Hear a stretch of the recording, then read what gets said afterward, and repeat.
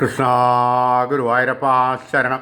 പൊന്നുണ്ണിക്കണ്ണൻ്റെ ഉഷപ്പൂജ അലങ്കാരം രാവിലെ 4 മണി കഴിഞ്ഞപ്പോൾ മലർ നിവേദ്യം കഴിഞ്ഞ് ശ്രീകോവിൽ നട തുറന്നു.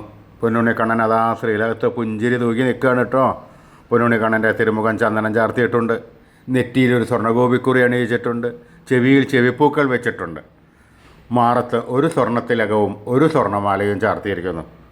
പൊന്നിൻ കിങ്ങിണി കെട്ടി പട്ടുകോണകമെടുത്ത് പീതാംബരപ്പട്ട് ഞൊറിഞ്ഞുകൊടുത്തിട്ടുണ്ട്.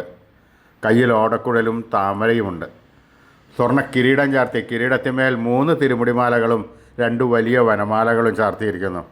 അങ്ങനെ ആ പുഞ്ചിരി തൂക്കി നിൽക്കുന്ന പൊന്നുണ്ണിക്കണ്ണനെയാണ് നട തുറന്ന സമയത്ത് ഭക്തന്മാരെല്ലാവരും കണ്ടത്.